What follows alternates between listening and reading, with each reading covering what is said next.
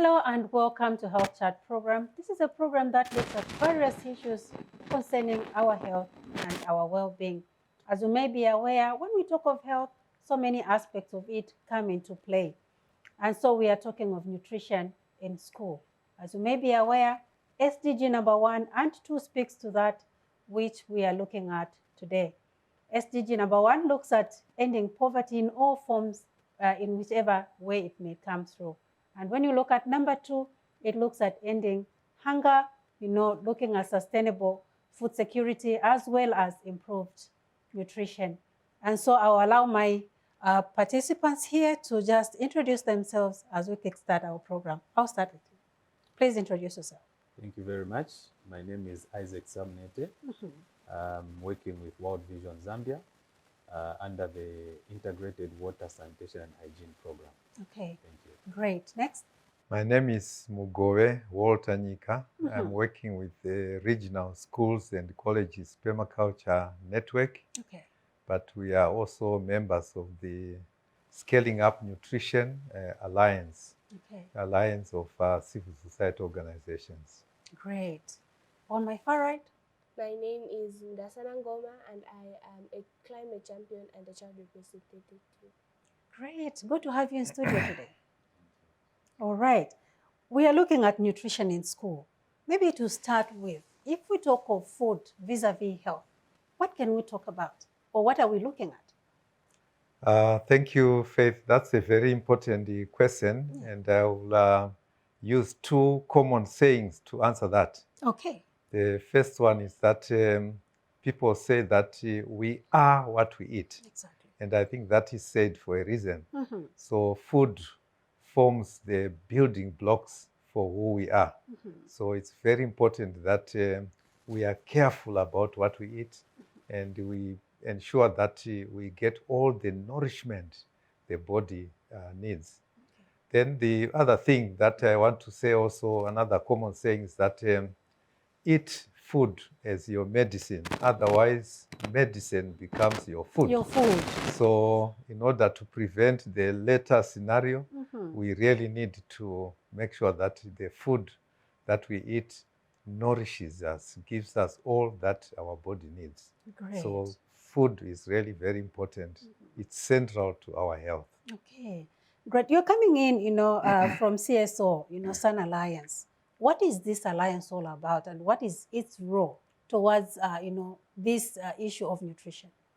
The Scaling Up Nutrition Alliance is a grouping of organizations that are all trying to promote the pivotal role of nutrition in terms of improving health.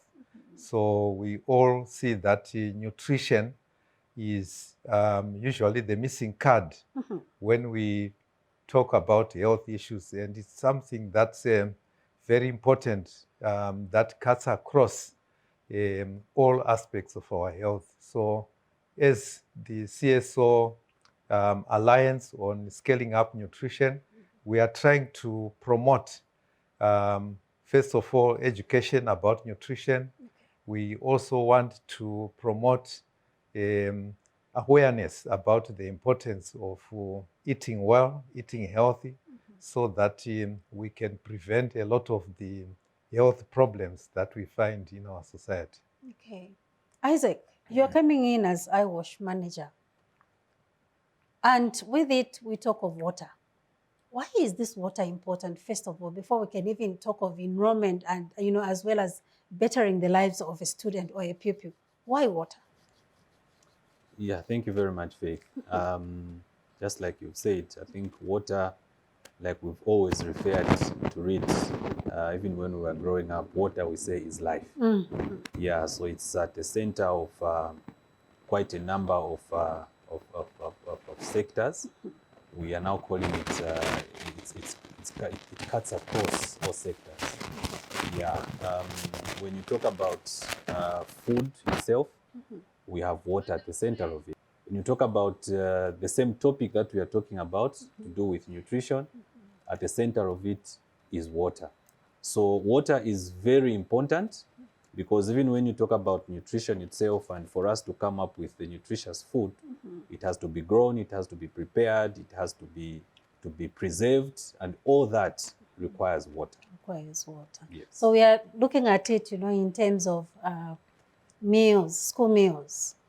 But how does it, improve or better the lives of a student, a pupil, or maybe in other words we would say, how does it improve the enrollment as well as just the stay in school when you talk of clean water? Okay, so thank you very much. So when you talk about water, we first of all don't want to look at it from the perspective of the school, because we know that provision of water goes beyond the school. So we start from the community. Okay, when we go to the community, we look at some of the challenges that community members face, and particularly we are looking at the children. So lack of water affects these school-going children in so many ways. Okay, we have situations where pupils have to wake up very early, as early as 4, as early as 5, to walk long distances to go and look for water, and then they have to bring the water at home, do the preparation, and then walk some good kilometers to school. And then what that does is that the concentration levels in class are actually reduced, and then their performance ultimately is also affected. Yeah. But then that is if they even make it to go to school. But if they are very tired because of the load that we're carrying for water, they will just end up not even come to school.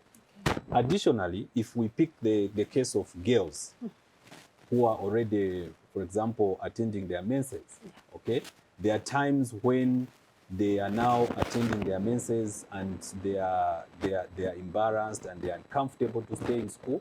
They would rather stay at home. And then what that happens is that they miss school, and then the performance, of course, we know what happens.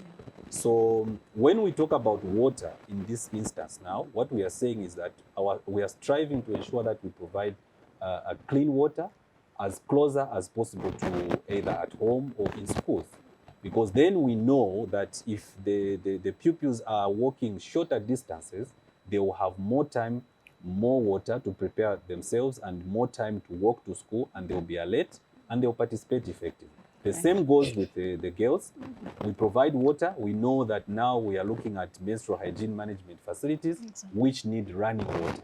So if we provide water for schools, we know that the girl children will be able to stay in school, they will participate, and we'll see that their performance will improve. So those are just some of the benefits of provision of water in schools. All right. Great.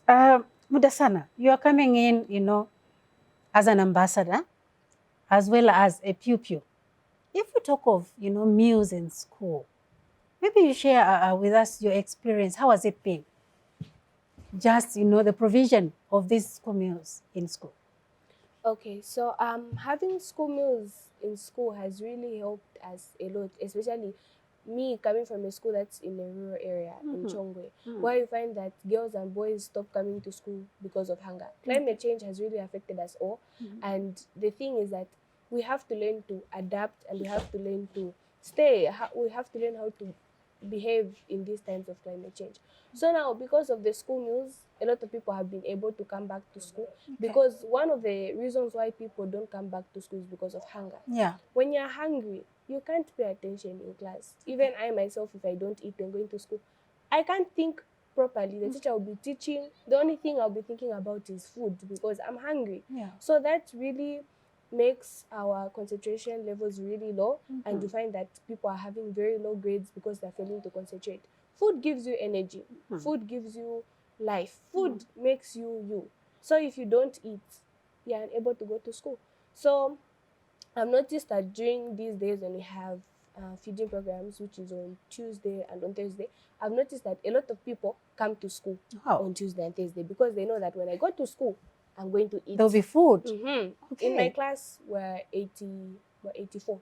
But on normal days, or when we didn't have the feeding program, we find only 50 come to school. But now, all of us, the whole 84 pupils are going to be able to come to school, because on a Tuesday and Thursday. We are going to see people are coming to school, because they're like, okay, today I'm going to have something to eat. Okay. I remember when I was in grade 8, I had a certain friend of mine Mm-hmm. who would dodge at 10 because they know that if I don't go home by 12, I won't be able to eat, because if we don't eat with the family, I won't eat.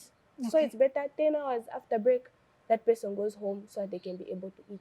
Now with the introduction of the school meals, everyone is managing to stay in school from morning to 15:20 because they know that, okay, at 13 hours, we're going to have something to eat, which is a very good thing. Great. I'm getting some positive, energy is there with the works that you are doing and which, CSOs are putting in place and all. But Sun Alliance, who are you engaging and how are you engaging government, stakeholders, the UN agencies and all, other partners that are supposed to work with you? How much are you engaging them? Yes, very important question, because we need all stakeholders on board. So we are engaging various government agencies. Mm-hmm. We are engaging various UN agencies such as the World Food Programme. Mm-hmm. We are also engaging farmers Okay. and communities and schools. So we are actually conducting national dialogues around the theme of nutrition, so that we get all stakeholders on board and so that we can all play our part in terms of pushing the nutrition agenda forward. Okay. So yeah, we recognize that everyone has something to say about this important topic. Okay. Responses from these people that you're engaging? How has it been? Yeah, it's slow, but I seeing that we are making progress. People are slowly recognizing that nutrition is really central in terms of promoting good health. So the awareness levels are rising as we speak, and we are also getting more cooperation. More people are listening and participating in our dialogues. So yeah, slowly, but we are making good progress. Great. Isaac, I know you've mentioned one or two things when it comes to water, and clean water. But why is it important, to provide this clean and safe water to schools, at least? Thank you very much. So the most important reason why we want to, or we are striving to provide clean water to schools is because we want to promote the well-being of children. Okay. Yes. World Vision is a child-focused organization, a Christian organization, whose mission is to ensure that we work with those that are poor and those that are oppressed to promote human transformation. Okay. And particularly, we are looking at the children. Okay. And so when we go to schools, that's where we find most of the children. Of course, we know others will be in the community, but we know we can find them in schools. And they spend a lot of time there. Yeah, so particularly when we talk about our topic of interest right now, we are providing water in schools because we know that for the food to be prepared, we need water. Exactly. We need clean water. Okay? Exactly. And then that's the first point. And then we know that for the people that are preparing the food, they need to wash their hands because we need hygiene environment. We need them to be clean. They need clean water.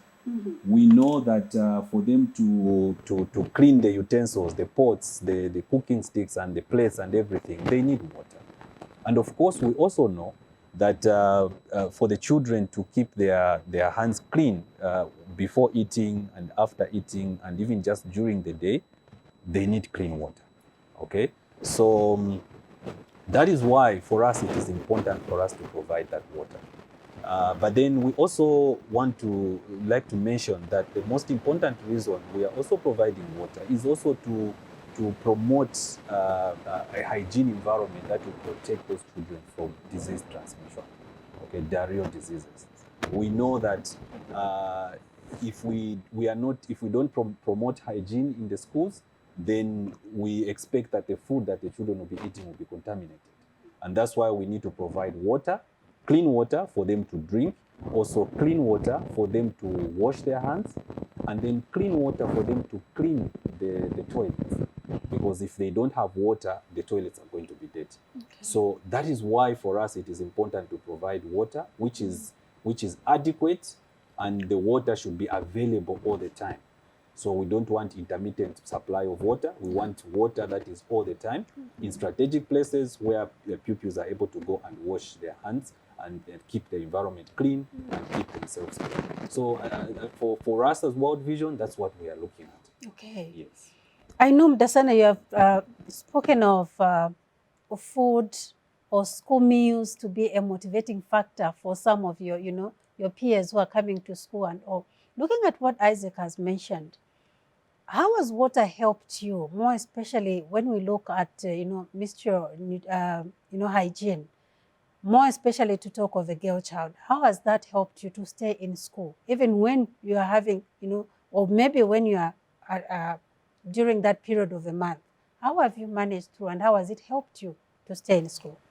Thank you very much for that question. Mm-hmm. During that time of the month, Mm-hmm. a lot of girls lose a lot of confidence because they are afraid that, no, maybe I might stain myself. Yes. Or maybe I'll start producing some certain smell. Yes. But because of how World Vision has been helping us, we have now ablution blocks that have showers. Right. So now you find the girl is walking a lot of kilometers for her to go to school. But even if she reaches school, maybe something is not okay, she'll be able to wash herself, Mm-hmm. she'll dress up properly and go back to class, which is going to not disturb her performance in school. Because when you see those schools that don't have those facilities, you find that a lot of girls don't go to school during that time of the month. During that time of the month. She's scared. Yeah. What are people going to think about me? People in the community, what are they going to think about where I'm coming from? Mm-hmm. Because as a girl, you're supposed to carry yourself in a certain way. And if you don't carry yourself in that certain way, your parents or the people who take care of you are going to be seen as people who don't know what they're doing. Mm-hmm. So because we've been having clean water in schools, we're now able to wash ourselves, take care of ourselves, look clean at all times, even during those bad days. Okay. We're still able to be confident and go into class and learn and focus. And at least we can afford a smile even during that period of the month. You're going to be able to smile because you know that, okay, even when I don't feel comfortable, I'm able to go and clean myself and go back in class. Great. Okay, CSO, we are looking at, Sun Alliance. What could be some of your challenges that you would speak to, and maybe some of the positives that you have seen to say, at least we have scored this? What is it that you can speak to? Yeah, one of the main challenges that we face is that the current food system is not really supportive of good nutrition.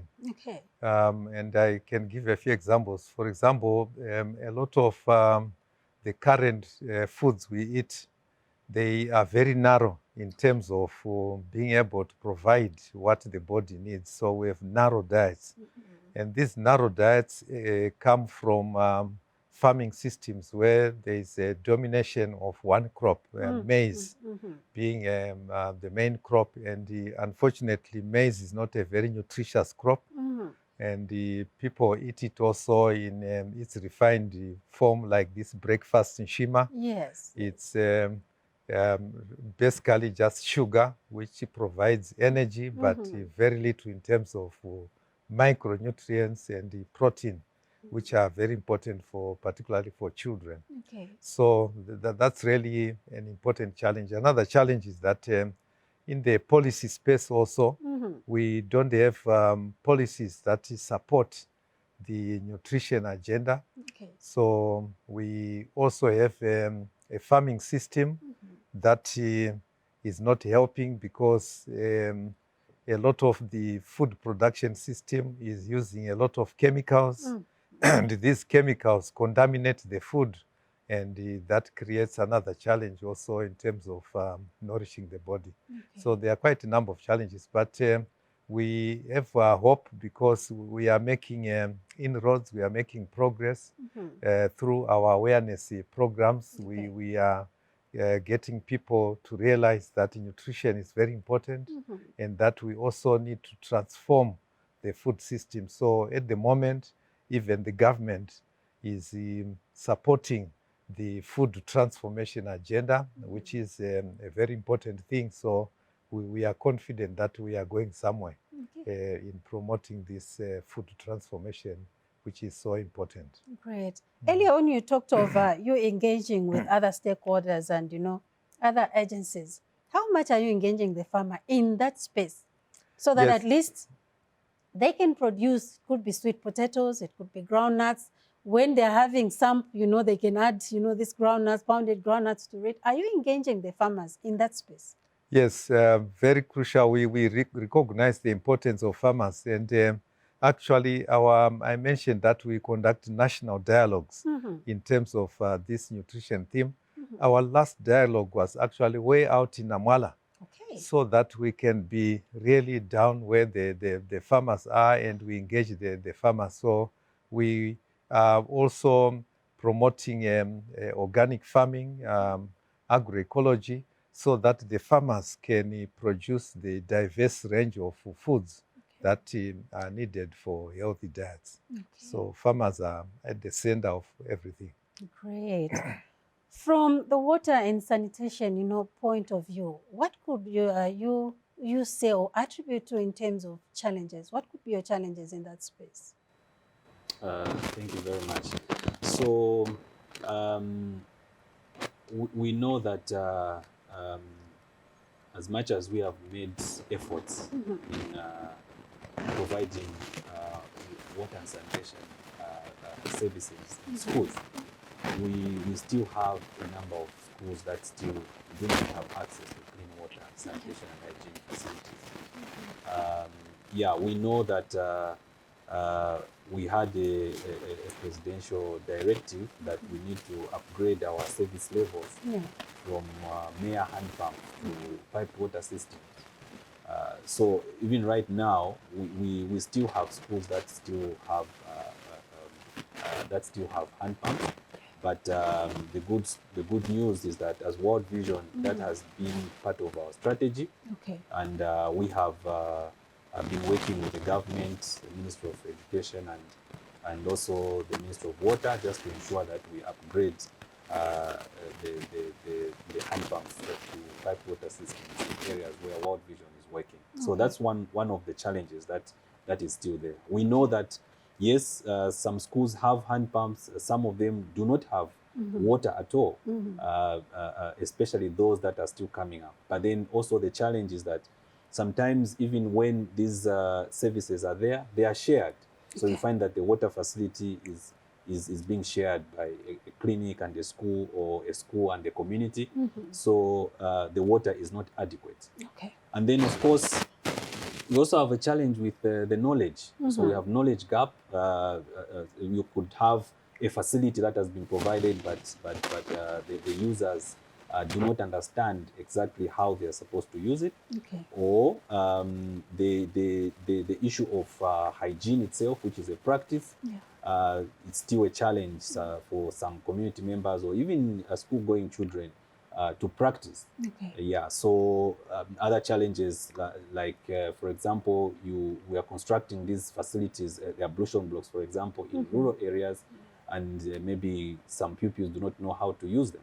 But then the good thing is that as World Vision, we package everything into one, where we ensure that we intervene in a school with all these facilities, and also add the aspect of sensitization and training for the users, so that they are able to use them appropriately, and also ensure that they take care of these facilities. And then we're also talking about issues of encouraging schools to ensure that they grow gardens, right? Yeah, because we are not only providing this water for washing hands and drinking, but we are also saying it can be used for gardening, so that when they grow crops, like my colleague was talking about, they can be trained to grow different types of vegetables, and then they can be able to cook those vegetables and other crops, and then make a nutritious meal for the kids. Great, that is a great initiative, you know, which, and the strides that you're putting in actually are very quite immense. Mdasana, in closing, what could be your word to policymakers and those that are, you know, are bringing this food to the table for the pupils? Your word. Thank you very much. The word that I have for policymakers is let's make food for all actually food for all. Because, okay, not everyone is able to access this food, especially those people who don't go to school. Because there are some small children who are unable to go to school due to various circumstances beyond the control of their parents. So you find that, especially like the differently abled, in my area, we don't have any school or a classroom for those people. So you find that those children, because they're unable to walk or they're unable to talk, they're unable to come to school and they're unable to have some of the food that we are having as well. So it's a shame because you find that also those people, they are also people. They also want to eat. They also need food. So it's very sad to find that our friends out there who are differently able are unable to acquire this food and also are unable to acquire education because of something that is not their wanting. Because that's how that person is. We just have to learn to socialize with them and yeah, everything can be okay. And another thing that I would like to tell policymakers is that Policymakers, yeah. let's have a variety of food. Let's look at those people who have allergies. There's some certain foods that some certain people can't eat because of some allergic reactions. Okay. So when bringing food in schools, they should have maybe like some sort of database to check the pupils who go to that school, the foods that some of them don't eat, so that it can be for everyone. Right. Because during feeding program, during those days, some other people still don't eat because they're unable to eat the food that's being provided. So if they are able to like go through and find out what some certain children don't eat, what they eat is going to be food for all indeed. Great, a great call there. Mr. Nyeka, your word to partners, to stakeholders, UN agencies, and everyone involved. What would be your word? Your special word, actually. My special word is that nutrition is a cross-cutting theme. So no matter who you are, what kind of organization you are, or government agency you are, whatever we do, even as individuals, we all need to look closely at nutrition. And nutrition is a knowledge-intensive subject. Okay. So we all need to try to learn a bit more about nutrition and to integrate it into whatever we do, because it's something that is relevant to everyone, to everybody, and it's so important that we all focus on nutrition. We bring all hands on deck, and we contribute towards a healthier nation. Great. Isaac, in closing, what would be your word to the general public? Thank you very much. I would say that World Vision is committed to ensuring that our children are healthy and they attend school and they pass. Yeah. I think that's the most important thing that we'd like to talk about. Yeah. And also to mention that World Vision is on board to ensure that the nutrition agenda is achieved. And as a WASH sector, we are doing our best to contribute to ensure that this agenda is actualized, because we believe that water is an ingredient, sanitation is a foundation, and hygiene is a practice. Okay, and if we do all this holistically, we know that our children will be healthy and they will enjoy good health, and ultimately we'll have an educated community. Great, and greatly said there. Well, thank you so much for appearing on today's program. Thank you. Thank you. Well, viewers, we've come to the end of today's program. We are looking at nutrition in school. I had my guest in studio, Isaac Samneti, who is a project manager, iWASH program from World Vision Zambia. I also had Walter Nyeka, who is the general coordinator from RESCOP on behalf of CSO Sun Alliance. I also had Mdasana Ngoma, who came in as a pupil from Katoa Secondary School. Well, from me, Faith Mtali, and the crew, we are saying until next week, it's bye for now.